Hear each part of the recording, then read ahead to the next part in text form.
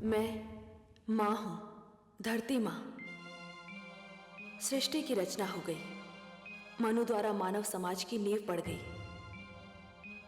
भगवान विष्णु ने जब माता लक्ष्मी से यह कहा था कि उन्होंने मानव की रचना अवश्य की है, मानव इतिहास की रचना का कार्य तो उन्होंने स्वयं मानव पर छोड़ दिया है, तो वास्तव में इसका अर्थ यह था कि जब तक मानव अपने विवेक का प्रयोग नहीं करेगा, अच्छे बुरे को पहचानने की शक्ति नहीं प्राप्त करेगा, तब तक वो अपना आदर्श इतिहास नहीं बना पाएगा। विवेक अपनी इच्छाओं पर विजय का दूसरा नाम है। शक्तिशाली महाराज यही ना कर सके, विश्व को जीतकर भी वो अपने मन से हार गए। सुरुचि पर मोहित होकर वो अपना कर्तव्य भूल गए और महारानी सुनीति से अन्याय कर बैठे। उनकी इस भूल का क्या परिणाम होगा, ये सोचकर मैं स्वयं भयभीत हूं।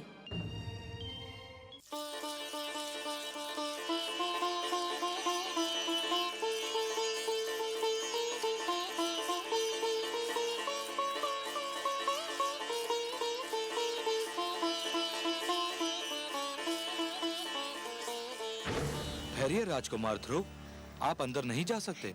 क्यों नहीं जा सकता? मुझे पिता महाराज से मिलना है। महाराज का आदेश है कि अंदर किसी को न आने दिया जाए। मैं राजकुमार हूँ और मेरा आदेश है कि मुझे अंदर जाने दिया जाए। सूर्य के प्रकाश को धरती पर पहुँचने से कोई नहीं रोक सकता। पिता और पुत्र के बीच में कोई नहीं आ सकता। हम महाराज के आदेश की अनदेखी नहीं कर सकते। और राजकुमार के आदेश की अनदेखी कर सकते हो? यदि हमने आपको जाने दिया तो महाराज हमें दंड देंगे। अगर तुमने मुझे रोका तो मैं तुम्हें दंड दूंगा। महाराज के डर से तुमको मैं बचाऊंगा, परंतु मेरे डर से तुमको कोई नहीं बचा सकता। पिताश्री, पिताश्री, पिताश्री।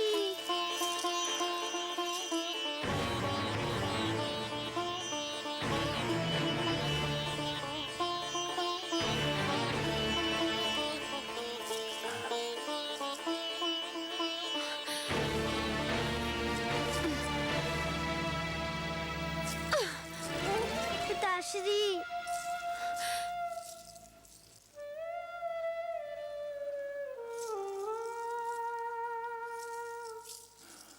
आप इतना बदल गए पिताश्री, विश्वास ही नहीं होता। मैं तो आपका बड़ा लाडला पिता था, कितना प्यार करते थे आप मुझसे, और आज आपके सामने मुझे दिखाया गया और आप चुप रहे। जब आप युद्ध से लौटते थे तो सीधा माताश्री के पास जाते थे। आपकी बार आप उनसे मिलने भी नहीं गए, ऐसा क्यों है पिताश्री? महाराज से क्या पूछता है? जाकर अपनी माता से पूछ कि महाराज अब उसके पास क्यों नहीं आते। आप भी तो माता है, आप भी बता दीजिए ना। मैं तो तेरी छोटी माता हूँ। माता छोटी बड़ी नहीं होती, माता तो बस माता होती है। आप स्वयं को छोटी क्यों कहती है? तो सुन, तेरी माता के दिन बीत गए। महाराज को अब उस भिखारन में कोई रुचि नहीं है। मेरी माता भिखारन नहीं है, वो राजभवन की महारानी है। महारानी थी वो, अब नहीं है महारानी। महाराज ने वो स्थान उससे छीनकर मुझे दे दिया है, और जो स्थान तेरा था वो अब मेरे पुत्र उत्तम का है, समझा? उत्तम मेरा छोटा भाई है, उसे जितना भी मिले मुझे उतना ही हर्ष होगा। मैं और कुछ नहीं चाहता, बस पिताश्री का प्यार चाहता हूँ और उसकी गोद में बैठना चाहता हूँ। गोद में बैठने की इतनी इच्छा थी तो तुझे मेरी कोख से जन्म लेना चाहिए था। पर इसमें तो मेरा कोई दोष नहीं माते। दोष तेरा नहीं, तेरी माता का है। पिताश्री, महाराज तेरी कोई सहायता नहीं कर सकते। अब तो भगवान ही तुझे महाराज की गोद में बिठा सकते हैं। जाकर भगवान विष्णु की तपस्या कर और उनसे प्रार्थना कर कि अगले जन्म में तुझे मेरी कोख से जन्म दे और महाराज के गोद में बैठने के योग्य बनाए।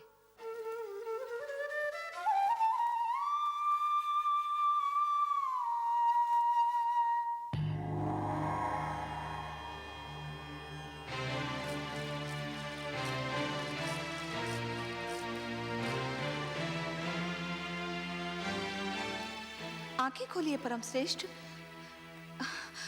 देखिए कितना अन्याय हो रहा है। सुरुचि ने कितनी निर्ममता से उस नन्हे से बालक का हृदय तोड़ दिया।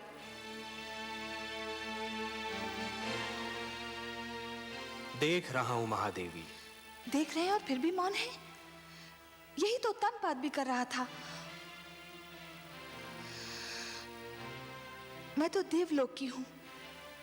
मुझ में ये साधारण मानवीय भावनाएं नहीं होनी चाहिए थी, किंतु ध्रुव के साथ हो रहे दुर्व्यवहार को देखकर मेरा भी मन भर आया है।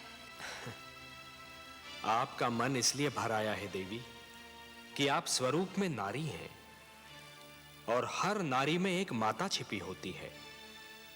दया, करुणा और ममता नारी की विशेषताएं हैं। नारी तो सुरुचि भी है त्रिलोकीनाथ,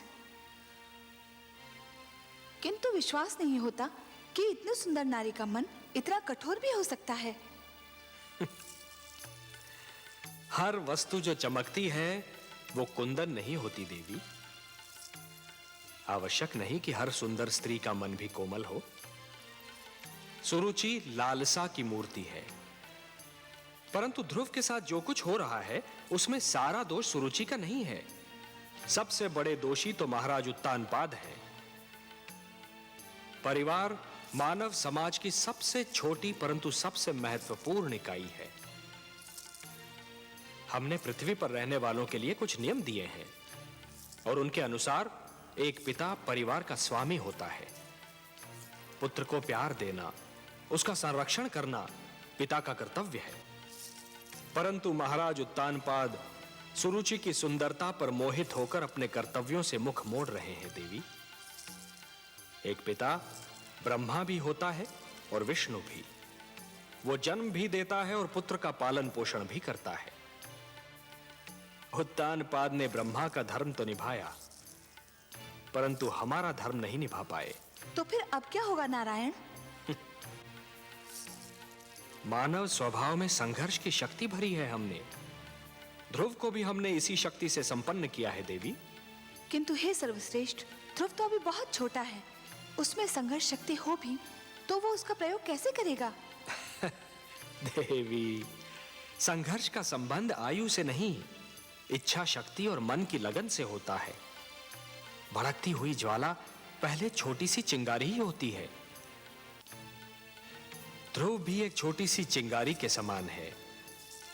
यदि उसे भड़कती ज्वाला बनना है तो उसे स्वयं की शक्ति को पहचानना होगा।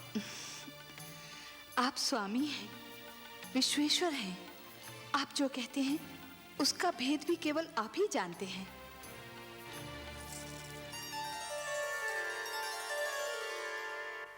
इसीलिए मैं तुझे वहां जाने से रोक रही थी। मैं जानती थी कि तू महाराज से मिलने जाएगा तो दुख लेकर ही लौटेगा। रानी सुरुचि के मन में हमारे लिए जलन और घृणा के सिवा और कुछ नहीं। छोटी माँ ने जो किया मुझे इसका दुख नहीं है माँ।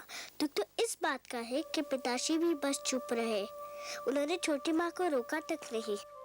वो केवल मुझे भूल गए होते तो मुझे इतना दुख नहीं होता। दुख तो इस बात का है कि वो अपने पिता के धर्म का पालन नहीं कर पा रहे। पिता और पुत्र के बीच में आने वाली वो कौन होती है? आप तो कहती थी कि पिता के प्रेम पर पुत्र का जन्म सिद्ध अधिकार होता है। होता है पुत्र, अवश्य होता है। ठीक उसी प्रकार जिस प्रकार सूरज की धूप पर धरती का अधिकार होता है। किंतु कभी कभी काली घटा यूं सूरज की धूप और धरती के बीच आ जाती है, जिससे सूरज की धूप धरती तक नहीं पहुंच पाती। रानी सुरुचि भी वो काली घटा है जिसने पिता के प्रेम को पुत्र तक पहुंचने से रोक रखा है। मैं तो उनका बहुत आदर करता था, पर उन्होंने आपको बेकारन कहा तो मुझे बहुत बुरा लगा। आश्चर्य तो ये है कि पिताश्री भी इस पर भी कुछ नहीं बोले। भूल जाओ पुत्र, भूल जाओ इन बातों को। कुछ विष स्वाद में मीठे होते हैं, किंतु होते तो विष है ना। महाराज पर भी ये भेद एक दिन अवश्य खुल जाएगा कि रानी सुरुचि एक मधुर विष है। मैं भगवान विष्णु से प्रार्थना करती हूं कि महाराज की आंखें खुल जाएं। भगवान विष्णु? छोटी भाभी यही नाम ले रही थी कि मुझे पिताश्री के गोद में बैठने का अधिकार अब भगवान विष्णु ही दिला सकते हैं। हाँ पुत्र, महाराज की गोद तो क्या, वो अपनी गोद में बैठने का भी अधिकार दिला सकते हैं। वो महाराजाओं के महाराज हैं, सम्राटों के सम्राट हैं, परम बलवान, सर्वशक्तिमान हैं। पुत्र, तुम देखोगे वो कैसे लगते हैं? हाँ, आओ आओ।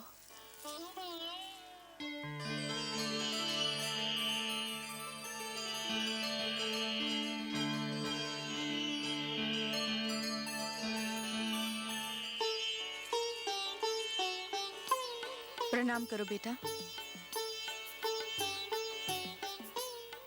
ये है हमारे विष्णु भगवान, लक्ष्मीपति नारायण, जिनकी मैं नित दिन पूजा करती हूँ। मैं भगवान विष्णु के पास जाऊँ कब आते? चले जाना पुत्र, अभी तुम छोटे हो, बड़े हो जाने के बाद अवश्य चले जाना उनके पास। वो सब ठीक कर देंगे। रात्रि हो गई है, चलो चल के सो जाते हैं। सब विष्णु भगवान पे छोड़ दो, वो सब ठीक कर देंगे। चलें? चलो।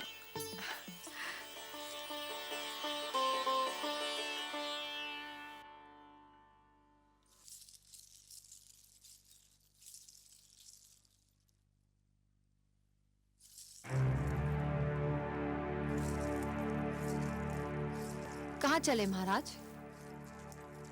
अभी तक हम महारानी सुनीति से नहीं मिले।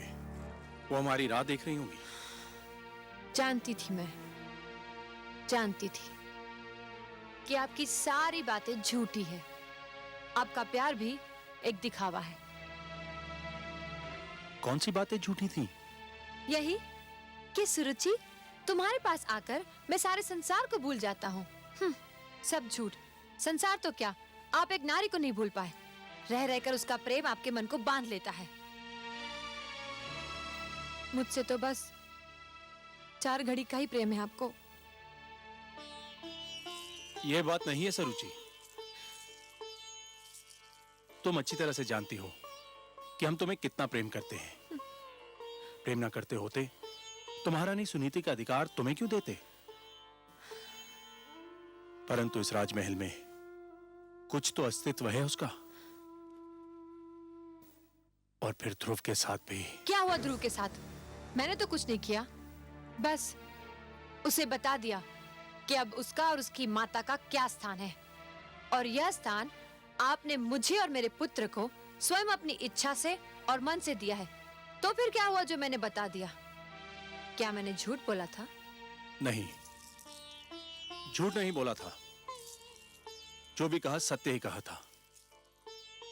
परंतु यह आवश्यक तो नहीं कि सत्य कठोरता से ही कहा जाए। सत्य कोमल और सहज ढंग से भी बोला जा सकता है। सरुचि, ध्रुव एक बच्चा है, उसके प्रति इतनी कठोरता? आप बातें मत बनाइए, खुलकर कहिए ना कि अब पहली पत्नी और उसके पुत्र का मोह आपसे दबाए नहीं दब रहा है। उनसे मिलने, उनके पास जाने की इच्छा आपके मन में अंगड़ाइयां ले रही है। और सुनीति से दूरी अब आपसे सहन नहीं हो पा रही। तो जाइए, तुरंत जाइए ना। मेरे भाग्य में तो अकेले रहना ही लिखा है। अब मैं आपको नहीं रोकूंगी। जाइए जाइए। और मैं हूँ भी कौन आपको रोकने वाली? अरे ये क्या, आप तो अकारण रोने लगी।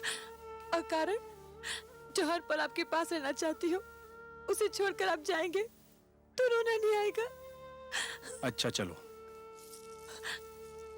आप जीती, हम हारे।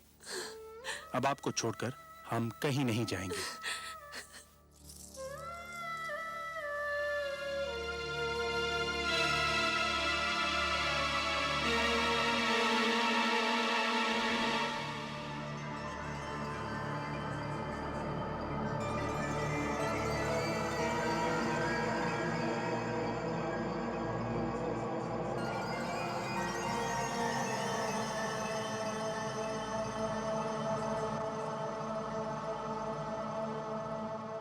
महाराज तेरी कोई सहायता नहीं कर सकते।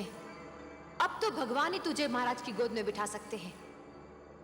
जाकर भगवान विष्णु की तपस्या कर और उनसे प्रार्थना कर कि अगले जन्म में तुझे मेरी कोख से जन्म दे और महाराज की गोद में बैठने के योग्य बनाए।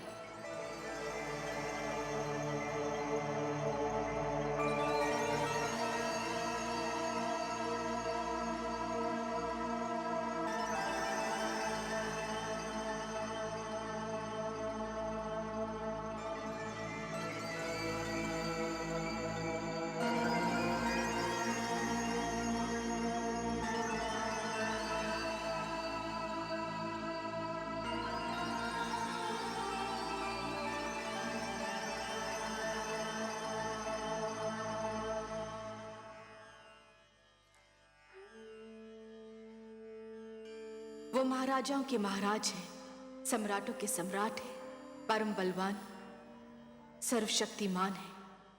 तुम देखोगे वो कैसे लगते हैं। ये है हमारे विष्णु भगवान, लक्ष्मीपति नारायण, जिनकी मैं नित दिन पूजा करती। महाराज की गोद तो क्या, वो अपनी गोद में बैठने का भी अधिकार दिला सकते हैं। हे विष्णु भगवान, मैं तुमसे मिलने आ रहा हूँ, मगर मुझे ये तो पता नहीं कि तुम कहाँ रहते हो। मगर तुम जहाँ भी रहते हो मैं तुम्हें ढूंढ निकालूंगा।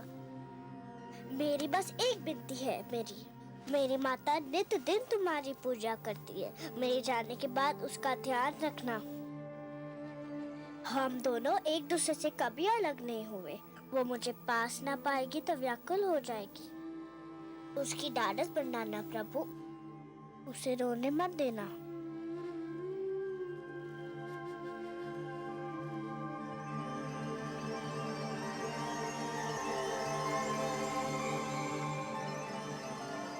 मैं तुम्हें सोता छोड़कर जा रहा हूँ, क्षमा कर देना मुझे।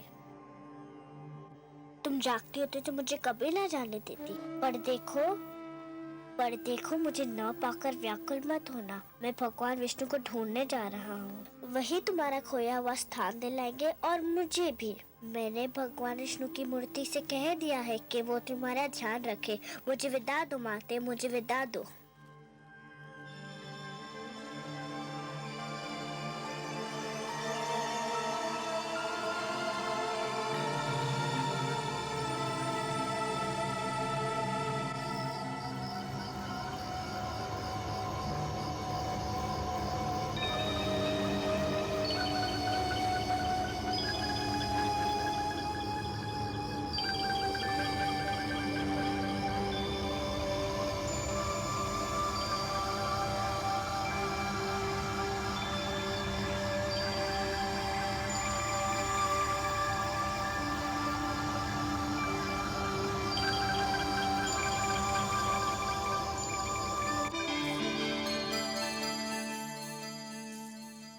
हे प्रभु, देखिए नन्हा ध्रुव रात्रि के अंधेरे में राजभवन को छोड़कर आपकी खोज में निकल गया है।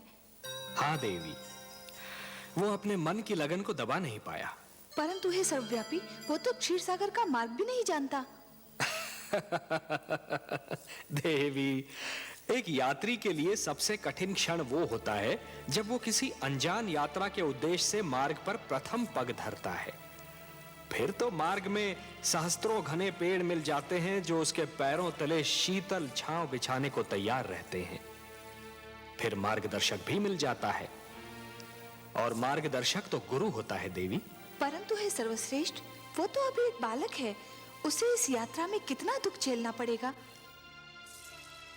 महादेवी, बूंद जब किसी मेघ की गोद से निकलती है तो उसके मन में असंख्य आशंकाएं होती हैं। सोचती है कि उसका अंत क्या होगा। क्या वो किसी मरुस्थल की सुलगती रेत पर गिरेगी और सूख जाएगी, या किसी सुलगते अंगारे पर गिरेगी और भस्म हो जाएगी, या फिर किसी कांटे पर गिरेगी और उसका शरीर छलनी हो जाएगा। क्या होगा उसका अंत। परंतु जब वो किसी सीप के मुख में गिरती है और मोती बन जाती है, तब उसे यह ज्ञान होता है कि उसकी यात्रा शुभ थी। आपकी बातें आप ही जाने परमेश्वर, किंतु आज्ञा हो तो एक बात कहूं। आप तो हमारी अर्धांगिनी है, हमसे कुछ कहने के लिए आपको हमारी अनुमति और आज्ञा की आवश्यकता नहीं है देवी। कहिए, अवश्य कहिए। यदि ध्रुव पर राह में कोई संकट आया तो मैं चुप नहीं रहूंगी, मैं इस खेल में कूद पड़ूंगी और आप मुझे रोकिएगा मत। नहीं रोकेंगे, परंतु एक बात का ध्यान तो आपको भी रखना होगा देवी। कौन सी बात? कि नियमों को बनाने वाले स्वयं उनको तोड़ा नहीं करते। मैं समझी नहीं त्रिलोकीनाथ। मानव के भाग्य विधाता ब्रह्मा है। आप ब्रह्मा के लिखे को बदलने की चेष्टा न कीजिएगा देवी। ध्रुव हमको ढूंढता हुआ आ रहा है और इस राह में उस पर वही बीतेगी जो ब्रह्मा ने उसके भाग्य में लिख दी है। वो हम तक पहुंच पाएगा या नहीं, ये तो केवल ब्रह्मा ही जाने। परंतु इस बालक के लिए आपके मन में इतना स्नेह क्यों उमड़ रहा है देवी? मैं नहीं जानती प्रभु, पर न जाने क्यों ऐसा लगता है जैसे ध्रुव मेरी ही संतान हो। इतना महान स्थान दे दिया उसे आपने। क्यों? क्या वो इस स्थान के योग्य नहीं? इतनी छोटी सी आयु में इतना बड़ा निर्णय, इतना दृढ़ निश्चय, ये सब महानता के लक्षण नहीं है तो और क्या है? उसे अपनी महानता सिद्ध तो कर लेने दीजिए। अवश्य, परंतु ध्रुव पर अगर कोई संकट आया तो मैं सहन नहीं कर पाऊंगी। ऐसा कब तक चलेगा दलनायक जी? क्यों, क्या हुआ? क्या हुआ? अरे इतने दिन हो गए, कोई भी यजमान हाथ नहीं आया। अगर यही दशा रही तो हम सब भूखे मर जाएंगे। बात तो तुमने ठीक कही है मित्र, पर क्या किया जाए? लगता है यात्री ये मार्ग ही भूल गए हैं। इतने लोगों को लूटा है हमने कि लोगों ने इधर से आना जाना ही छोड़ दिया है। अरे वो देखो। अरे शिकार आ गया।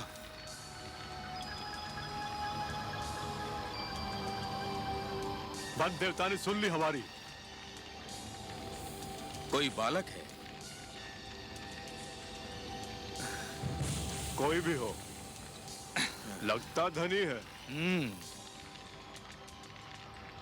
सारा शरीर गहनों से ढका है। गहने छीनकर ठिकाने लगा देंगे। गहने छीनने तक तो ठीक है, पर इतने छोटे बालक को मारना। मती मारी गई है तुम्हारी। यदि कोई राजकुमार हुआ तो इसे छोड़ दिया तो जाकर राजा की सेना ले आएगा और हम सब चुन चुन कर मार दिए जाएंगे। चलो।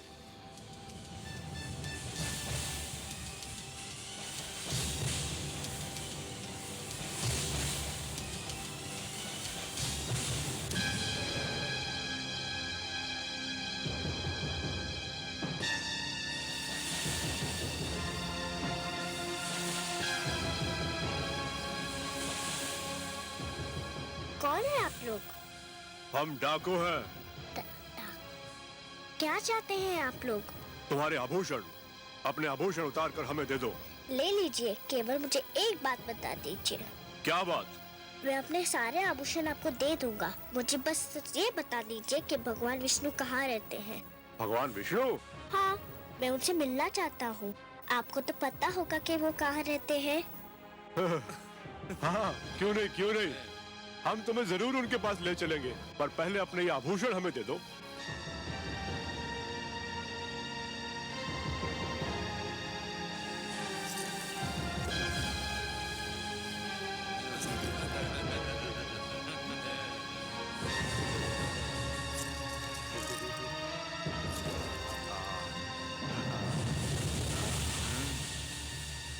आओ हमारे साथ।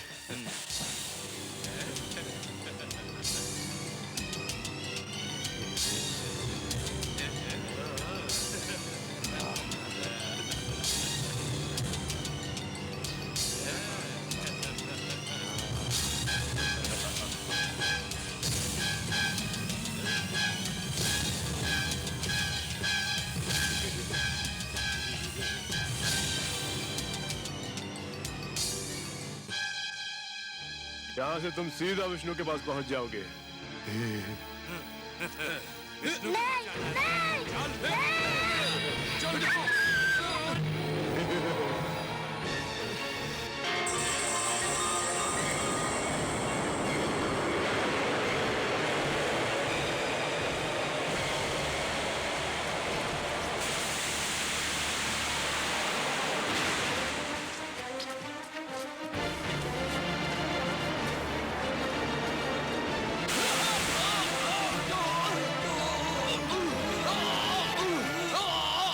डालो उसे, मार डालो।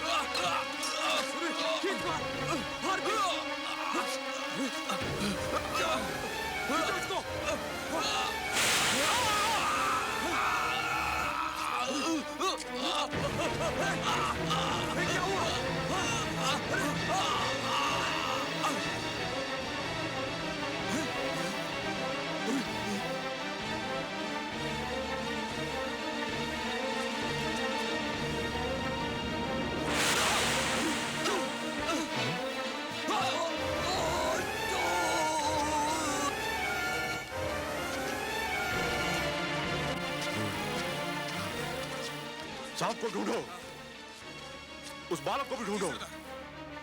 वो देखो,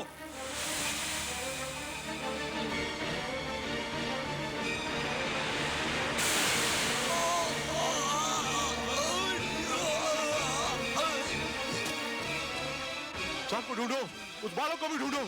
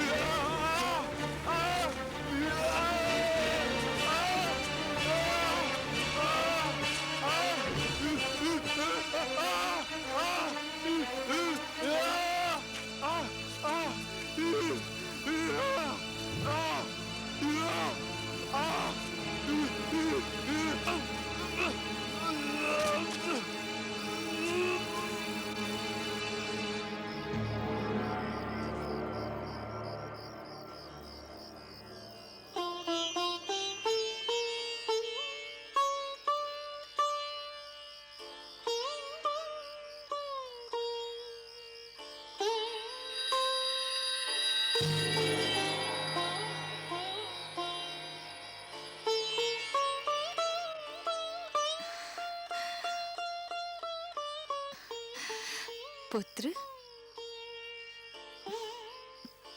आप कौन है माता? तुमने तो माता कहकर स्वयं ही बता दिया कि मैं कौन हूँ। अब मैं क्या बताऊं? समझ लो तुम्हारी माता ही हूँ। इन लोगों को क्या हुआ? इनको इनके किए का दंड मिल गया। ये लुटेरे थे और तुम्हें मार डालना चाहते थे। परंतु ये बताओ, इतनी रात्रि को तुम अकेले कहाँ जा रहे थे?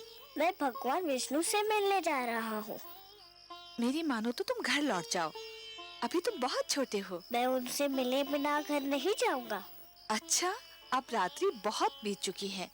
भोर होते ही ढूंढ लेना अपने भगवान विष्णु को। आपको पता है कि भगवान विष्णु कहाँ रहते हैं? मुझे उनसे मिलने का मार्ग बता दीजिए तो आपकी बहुत कृपा होगी।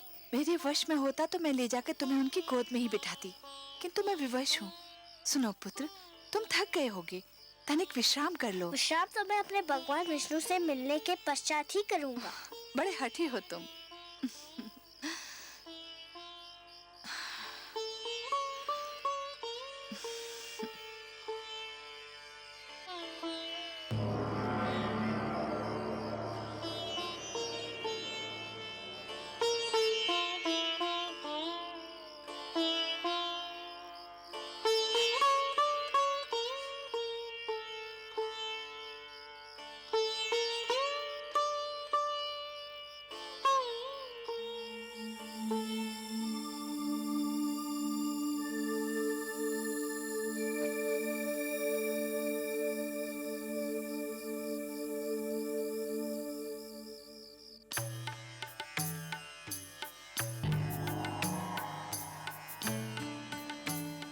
आइए महादेवी, आइए।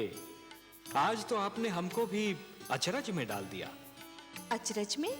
और वो भी आपको मायापति? मेरी किस बात से आपको आश्चर्य हुआ? शीतल जल यदि दहकती अग्नि बन जाए, चंद्रमा ठंडी चांदनी के स्थान पर यदि तपती धूप छिटकाने लगे, पुष्प की कोमल पंखुड़ी यदि धारदार कटार बन जाए तो आश्चर्य नहीं होगा देवी। अपने पुजारियों पर धन की वर्षा करने वाली देवी को जब हमने ध्रुव के शत्रुओं पर विष की वर्षा करते देखा तो हमें भी कौतूहल हुआ। मैं क्या करती नारायण, मुझसे रहा नहीं गया। वो हत्यारे अगर ध्रुव के प्राण ले लेते तो मैं स्वयं को कभी क्षमा नहीं कर पाती। आप जानते हैं ना, वो हत्यारे ध्रुव के प्राण लेना चाहते थे। जानता हूं, भली भांति जानता हूं, और कुछ और भी जानता हूं। क्या? यही कि हो सकता है कि विधाता ने ध्रुव के भाग्य में यूं मरना लिखा ही न हो। उसके भाग्य में यह लिखा हो कि आप उसके प्राणों की रक्षा करेंगी और अपने ममतामयी हाथों से उसे थपकियां देकर सुलाएंगी, क्योंकि देवी होता तो वही है जो भाग्य में लिखा है। मैं नहीं जानती, लेकिन उस बालक को देखकर मेरे मन में ममता का सागर उमड़ने लगता है। नारायण, वो कितनी लगन से आपको ढूंढ रहा है। आप स्वयं जाकर उसे अपने दर्शन क्यों नहीं देते?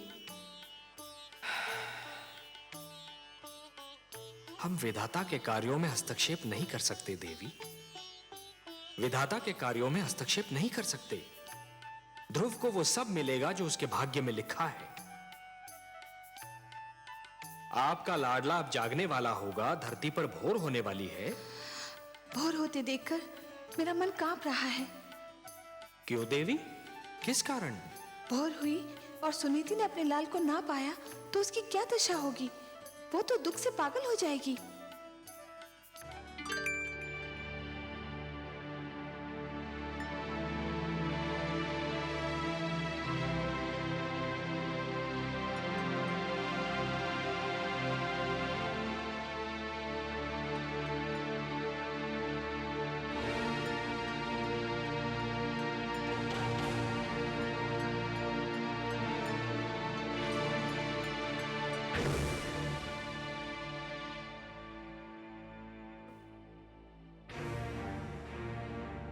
ध्रुव, ध्रुव,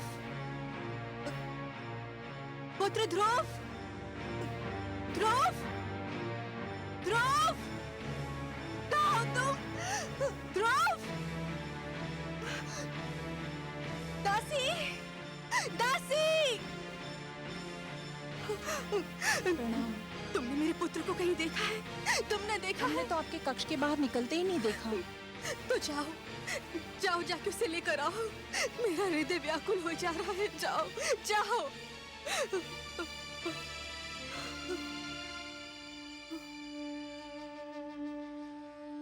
महाराज ध्रुव को अवश्य ढूंढ निकालेंगे। हाँ, मुझे महाराज के पास जाना चाहिए। मुझे महाराज के पास जाना चाहिए। क्षमा करें महारानी, किंतु आप महाराज से ना मिले तो अच्छा है। ना मिलो उनसे? क्यों ना मिलो उनसे? पता नहीं वो आपसे मिले भी या ना मिले। रानी सुरुचि भी उनके पास उनके कक्ष में है। रानी सुरुचि ने आपसे ना मिलने दिया तो आपको दुख होगा। संतान की खो जाने से बड़ा दुख और क्या हो सकता है?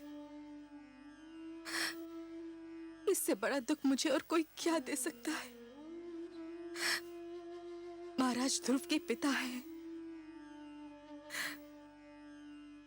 मुझे उनसे मिलना ही चाहिए।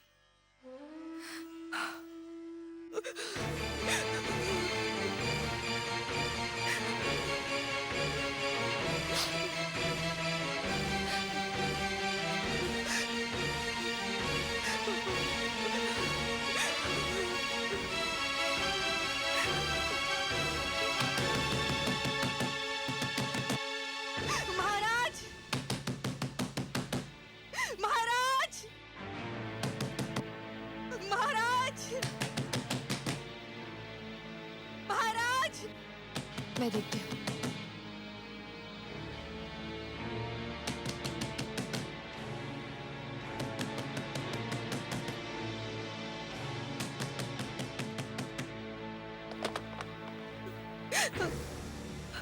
महाराज, महाराज, महारानी सुनीति, क्या बात है? क्या हुआ? महाराज, हमारा पुत्र ध्रुव। क्या हुआ पुत्र ध्रुव को? बहुत बड़ा अनर्थ हो गया। न जाने कहाँ चला गया हमारा पुत्र, न जाने कहाँ चला गया ध्रुव। चला गया? कहाँ चला गया? कहाँ चला गया होगा? अरे यहीं कहीं राजभवन में खेल रहा होगा। दासियों ने राजभवन का कोना कोना छान मारा है, उसका कहीं पता नहीं चला। महाराज, आप उसे ढूंढ निकालिए, नहीं तो मैं रो रो के अपने प्राण दे दूंगी। महारानी सुनीति, महाराज उसे कहाँ ढूंढेंगे? आपका पुत्र आपके पास था, महाराज को क्या पता कि वो कहाँ होगा? महाराज, मेरा सब कुछ छीन लीजिए, किंतु मेरा लाल मुझे लौटा दीजिए। एक उसी का तो सहारा था मुझे, उसी का मुख तो देख देख के जीती थी मैं। धीरज रखिए महारानी सुनीति। कैसे धीरज रखूं? कैसे धीरज रखूं? उसने कहा था कि वो भगवान विष्णु से मिलना चाहता है। मैं समझी कि वो बचपने में कह रहा है। भगवान विष्णु से मिलने? हाँ, आपसे मिलने के पश्चात वो बहुत उदास हो गया था, न जाने कहाँ भटक रहा होगा वो। अगर वो मुझे नहीं मिला ना, तो मैं आपको कभी भी क्षमा नहीं करूंगी। मैं आपको कभी भी क्षमा नहीं करूंगी। मैं आपको कभी भी क्षमा नहीं करूंगी। महारानी सुनीति, महारानी सुनीति, महारानी सुनीति, महारानी सुनीति, महारानी सुनीति मूर्छित हो गई हैं। जल्दी से जल लेकर आइए। आपको दिखाने के लिए ढोंग कर रही है, ये सब आडंबर है।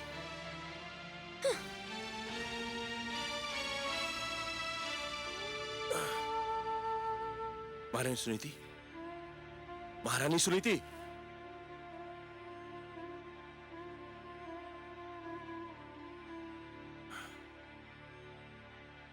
दासी, जल्दी से जल लेकर आओ। महारानी सुनीति,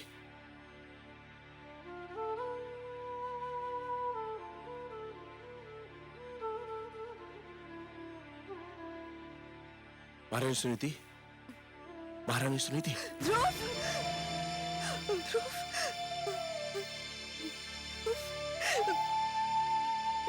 पुत्र ध्रुव। रोइए नहीं महारानी, रोइए नहीं।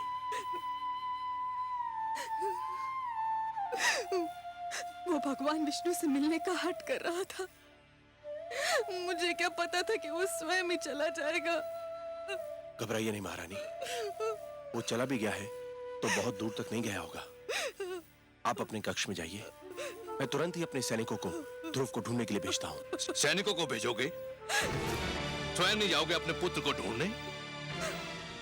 पिताश्री आप? पर तुम कैसे जाओगे? जो स्वयं मोह की राहों में भटक रहा हो, वो किसी को क्या ढूंढेगा?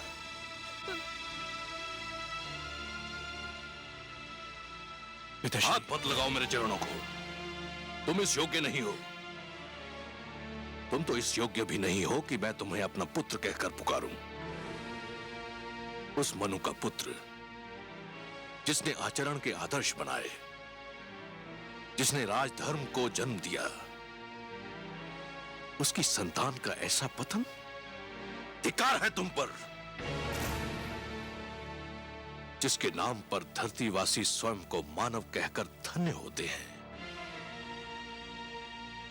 मैं तो राजकाज और परिवार का भार तुम्हारे हाथ सौंपकर संतुष्ट हुआ था, पर कदाचित ये मेरी भूल थी। तुम इसके योग्य नहीं थे। परंतु पिताश्री, मैंने राजकाज का कार्य संभालने में कोई भूल नहीं की। मेरी प्रजा मुझसे प्रसन्न है। तुम्हारी प्रजा तुमसे प्रसन्न है? और ये नारी, क्या ये तुम्हारी प्रजा नहीं? केवल इसलिए कि इसने तुम्हारी पत्नी बनना स्वीकार कर लिया। क्या ये न्याय के उन अधिकारों से वंचित हो गई जो प्रजा को प्राप्त होते हैं? क्या ये तुमसे प्रसन्न है? क्या अपराध किया था इसने जो इस गुणवंती के अधिकार छीनकर तुमने उस गुणहीन को दे दिए? क्या तुम्हारा पुत्र तुम्हारी प्रजा नहीं है, जिसका अपमान देखकर भी तुम चुप रहे? और केवल आज तुम्हारे कारण वो अनजानी राहों में भटक रहा है। मुझसे भूल हो गई पिताश्री। भूल? भूल मान लेने से भूल के दुष्परिणामों का अंत नहीं होता।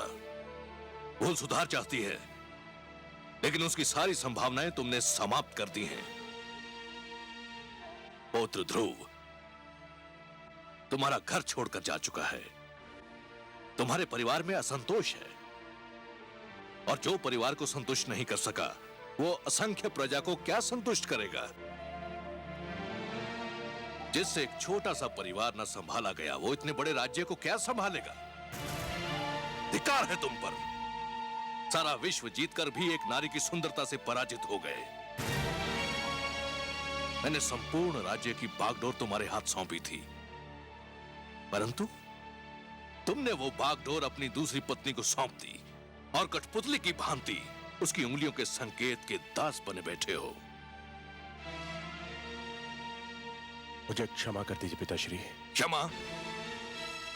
प्रजा अपराध करे तो उसे क्षमा किया जा सकता है, परंतु राजा अपराध करे तो उसे क्षमा नहीं किया जा सकता। राजा का अपराध अपराध नहीं, पाप होता है, और पाप के लिए क्षमा नहीं, प्रायश्चित के दंड की आवश्यकता होती है, और राजा को यह दंड वो स्वयं ही दे सकता है। क्षमा याचना करो अपनी पत्नी सुनीति से, जिसके साथ अन्याय किया है तुमने, घोर अन्याय। जिस मनु की तपस्या महाप्रलय ने भी भंग नहीं की, तुमने अपने परिवार के साथ अन्याय करके वो तपस्या भंग कर दी और मुझे यहां आने पर विवश कर दिया। याद रखो तानपात, यदि पुत्र वियोग में मेरी पुत्र वधू को कुछ हो गया तो तुम मेरे शाप से नहीं बच पाओगे। पिताश्री सुनिए तो सही। मैं कुछ नहीं सुनना चाहता। पिताश्री, पिताश्री मुझे इतना कड़ा डंडा दीजिए पिताश्री।